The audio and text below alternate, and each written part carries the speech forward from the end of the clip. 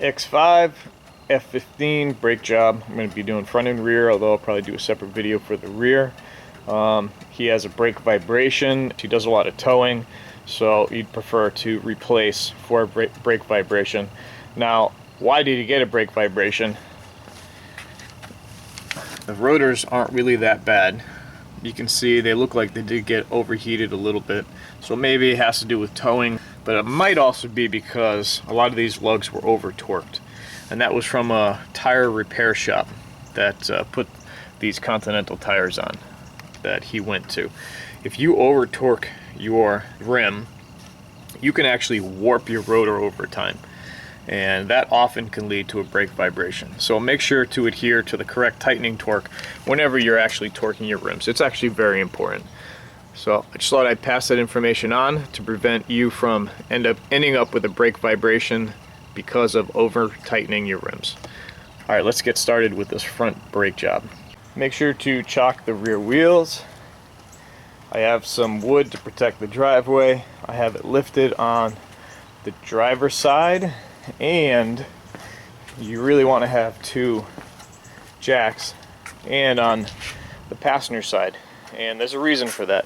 The front brakes are easier done if you can turn the steering wheel. You need both wheels off the ground to be able to turn the steering wheel. And don't forget your jack stand, right, for safety. You never know when the hydraulic could let go in a jack. Let's get this wheel off. I'm going to do the left side. I'm going to show you how to do on the left front and the right rear, because the sensor is on the left front for the front brakes and the right rear for the rear brakes. So the only difference from left to right is the sensor on the driver's side and the sensor in the passenger side and the rear. So instead of watching me do both sides for no reason,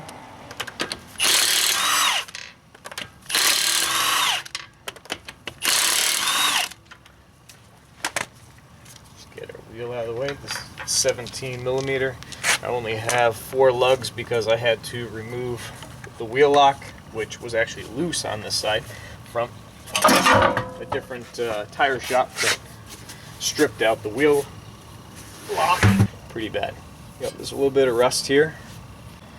So this is where it's helpful. I can now turn this because I have both sides of the car jacked up.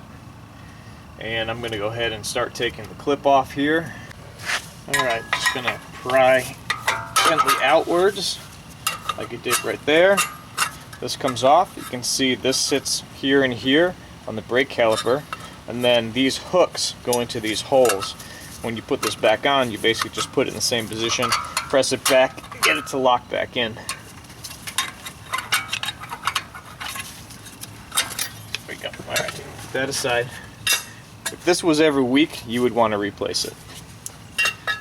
I'm going to just use my screwdriver to start loosening up the piston. This is a dual piston caliper, so I'm going to kind of bring them both back. First, just using what's left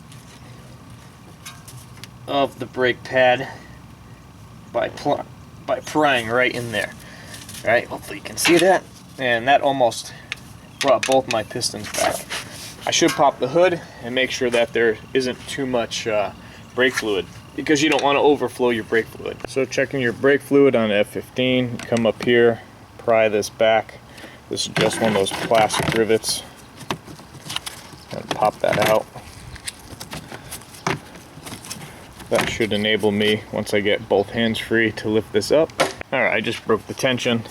But this basically just comes up. You can see it slides under here, and there's a retainer right there. It goes under, and you could pop this right there. You press those to get those out, push it down, but we just need to lift it up. So I'm just going to pull it back and up and take a look at, there's my fluid level. It's right at the top, and that's with the piston compressed.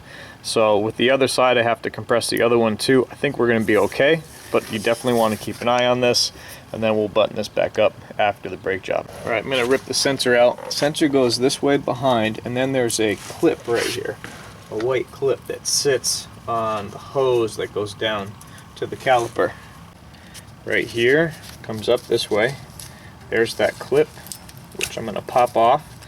Right, you get a new one when you get brakes from BMW.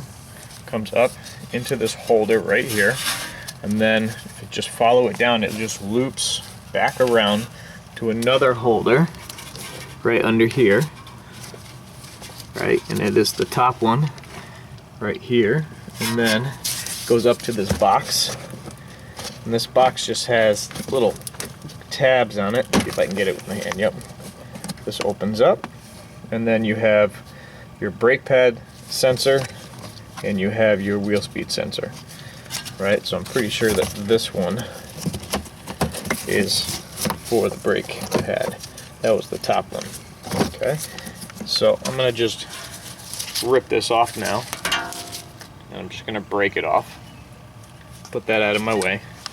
So there's two ways you can do brakes on this. You could take these caps off and take it off here, take the whole caliper off, then take the bracket off with these E18s, I think they are, or you can just take the E18s off, flip this over the top, and you can actually build it right there and clean everything and then flip it back down. So it depends on your preference, but one is not necessarily better than the other as long as everything's clean and you can clean and lubricate the sliders. I need to remove the 6mm hex, so I can take my screwdriver, put it in the fin of the rotor, and take my 6mm hex, that'll lock, and then go ahead and remove this because I am replacing the rotor. And this screw right here is a one-time use screw, so I have a new one for this. So I'm going to take off these E18s here and do it that way and flip the whole thing over the top. And I'm just going to use my electric Milwaukee 1/2 inch, which is a nice powerful tool to get these off easy. Otherwise you'll need a breaker bar in the right angle. Those are discard, one-time use. And just flip this over the top, like so. Alright, and that gives you a spot to work, right? This right here, that needs to slide in. So I'm going to just make sure that these contacts here are clean and get some lubricant for them, and then same thing, you'll be able to push this pad out and work it out that way. Right? That's the one, doesn't have any side. He does have actually quite a bit of pad in the front, but if you look at this pad, this tells a little bit of a story too. I don't know if you can see that, but there's metal pieces and some striations, right? So there's some hard spots that happened in these pads, which might also be contributing to his brake vibration. That's also why there's striations in the rotor right here. It probably matches up with those hard spots in those pads. Right in the back. Just going to move this free.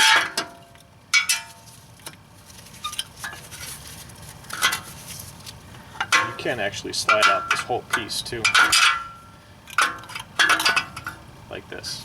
So if you want to check the sliders, right, you can clean these up, and you can go clean up everything separate.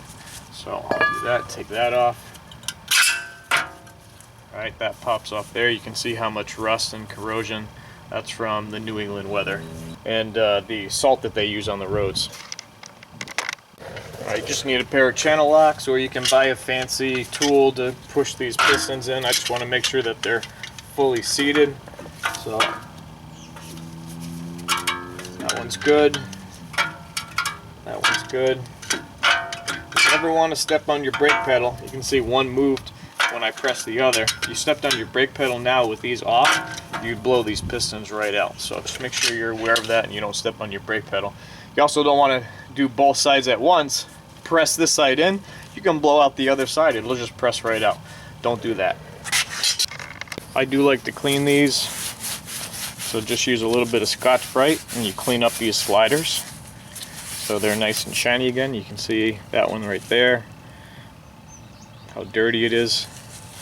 You do not lubricate these per the BMW repair instructions. They just slide back in. Okay, and then you also want to check your contact points. If these are corroded, you can actually have it where your pad will not slide properly, and therefore it will stick and it'll look like a frozen caliper. You'll actually get one side of your brake pad that wears more than the other.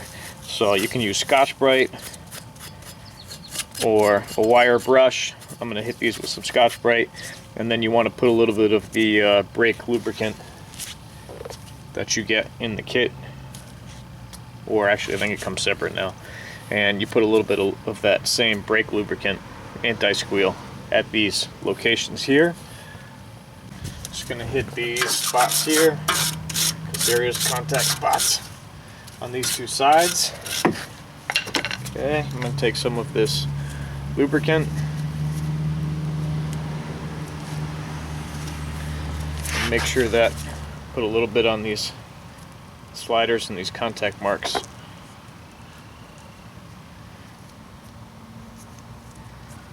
On the back side, not too much, just enough to do a light coating. Same thing here, and that'll keep everything sliding good. Do the same thing on the other side. Alright, I'm actually going to move that out of the way, and let's do rotor or the sensor next. Let's do the rotor next. We're going to pop that off. Now you don't want to hit too hard around here. You do have a wheel bearing behind there, but this can help break it free.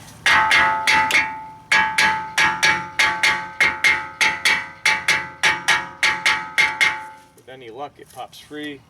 I'm replacing this so I can actually hit the back surface of this, and that just broke the tension from the rust and able to remove it pretty easy. Remember, you don't want to whack this too hard. You do have a bearing in there, you could create a problem. Most of the time you don't, but if you hit it hard enough, you could have a problem or create a problem down the road. Clean up your hub.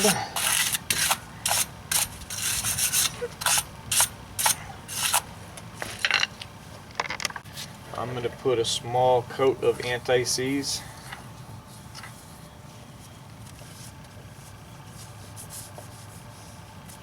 So the next time I have to do this, that should come off a lot easier.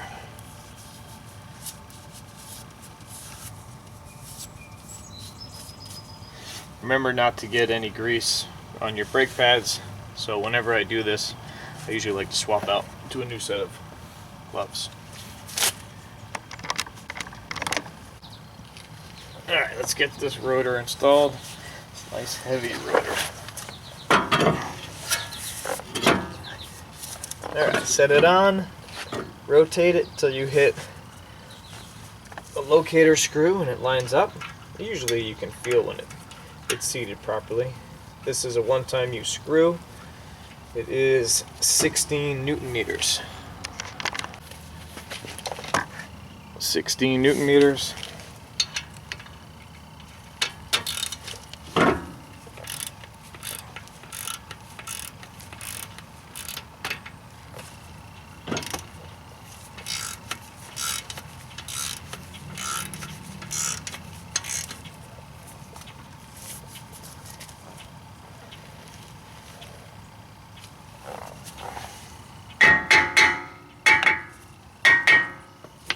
Looks like it wanted to cock slightly, so just give it a little up tap. That's it. Just 16 Newton meters right there. I'll take our bracket and slide it back into the caliper so we can install our brake pads. Make sure you put anti-squeal on the backing plate and on the contact surfaces. It kind of does double duty, right? I did put it on there, but I also put it on these contacts on the pad also. You put the back one in first. Alright, let's see if it's easier to install the brake pad first, like so, and then take the bracket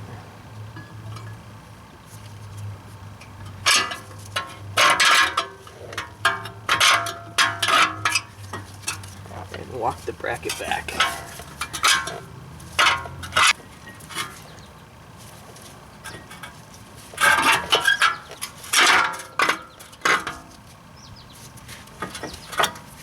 we go, that slid forward. Now I should be able to go back. I think that is the easier way than to do it the other way where you try to push the pad and line these up. You just have to make sure it's in the slider locations on the sides, right? It's in there on the both sides. Let's see if I can give you a close-up. All right, if you look right there, you can see it actually is on the locations on the sides, right? So it mates to the bracket. This pad should be easier.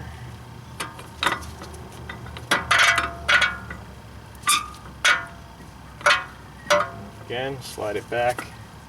You gotta get it onto the bracket.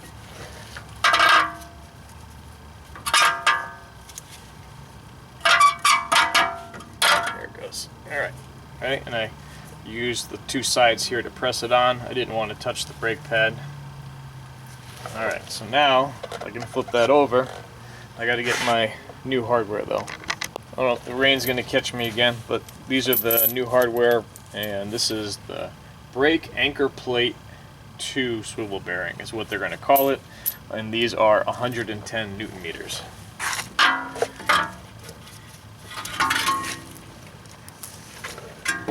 Flip that back around, slide that on, and find the hole.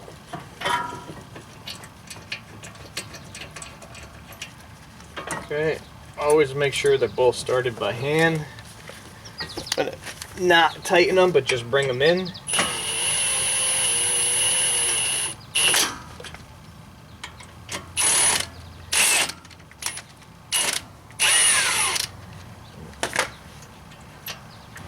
Just slowly bring it in.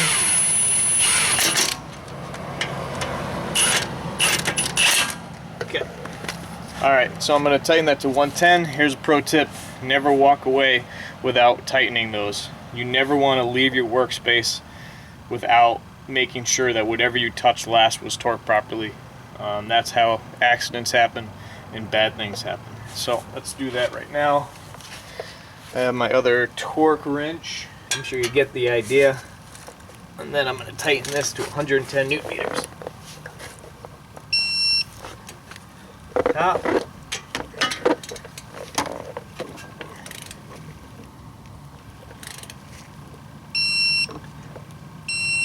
Okay, one more on the top just to make sure. Alright. Alright, new clip and new sensor. So let's take the old one off. I know I showed you the routing previously. So just pop that off there. Comes back around. Sometimes helps if you got a screwdriver.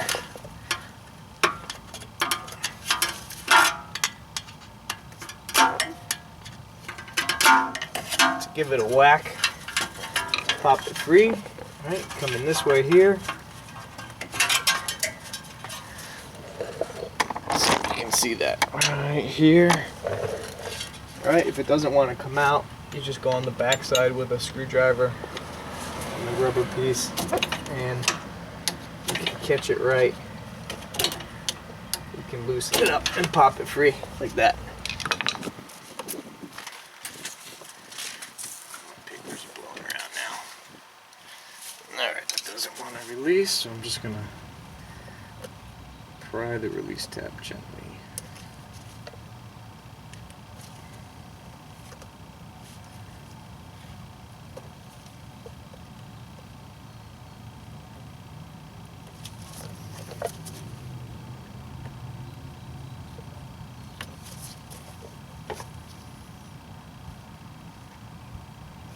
Come on.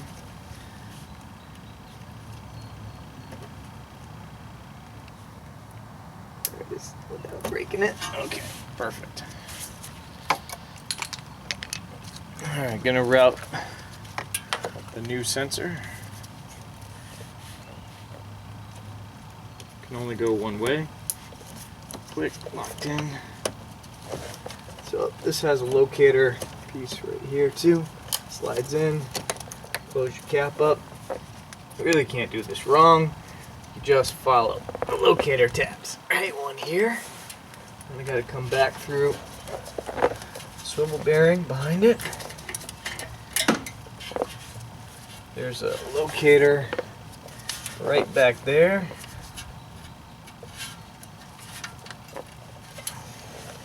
And then over the top to the top. And then that's going to go to there. Then you have your clip. Make sure you can see that. Yep, I think so. Alright, this attaches to your brake line at the metal piece. Put on the hose, it's a little too loose. There we go. Right, that goes over the top. There's like a section right there that it goes into the little holder so it doesn't rub on the wheel. And this one doesn't go under there. Like a lot of cars, it goes under the bleeder screw cap, and then it just presses on like that. Alright, check your routing. That's all good. I tightened. 110, that was 16. I'm gonna come back to center. Gotta put the clip on.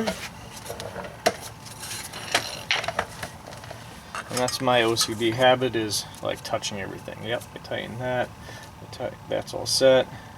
This is the only thing I touched, that, and then I have to put the rim on. So this lines up. Make sure you can see that. Let me move you a bit. Okay, this lines up here and here. Press it back and lock it into the locator tabs. I always like to give it a whack just to make sure it's settled. Okay, and that's one side. Now I could step on the brake pedal now, which will close this up, right? And then some of my fluid level will go down because I don't have the other side open. Because the fluid level is so close to the top, I'm going to want to do that real quick. That way I'll bring the fluid level down when I do the other side. I won't have to worry about it overflowing. And the only final step is going to be putting the wheel on, resetting everything. Alright, I'm going to go ahead and do the other side now. Alright, this is the right side. It went super fast because I was not recording, and it's less steps. And it's just the same thing, 110 for these back here. Right, that's all I touched. This was 16, flipped it over, and it's the same procedure as the driver's side, except that you don't have to deal with the sensor. There's only a sensor on one side. Okay, lower the car, make sure you take your jack stands out. And final step, besides your service reset, is to torque all your lugs to 140 Newton meters, plus or minus 5.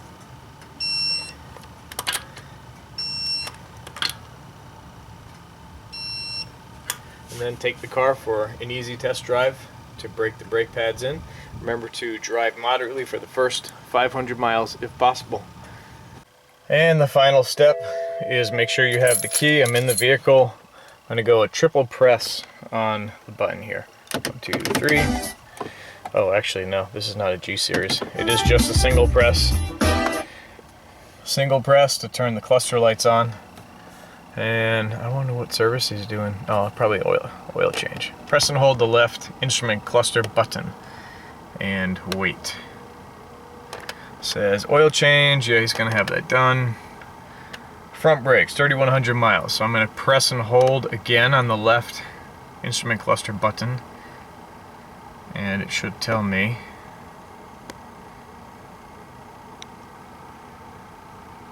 Reset, yes. Let go, press and hold again. So I wasn't paying attention. Reset in progress, let go. As long as the sensor reads right and there's no problems, it changes. So 40,000, and I did the rears too. Press and hold. Reset, reset, press and hold on that left button again. And you can let go once the reset is in progress. And he knows he's got an oil change he has to do. That I'm not doing here. And that's it. Now take the car for a gentle test drive after doing the brakes to bed them in, do some light braking, that coating comes off the rotor as you're braking, and avoid hard braking for 500 miles. Thanks for watching. Please subscribe to my Ask the Car Experts YouTube channel, and if you can, give this video a thumbs up. It'd be greatly appreciated.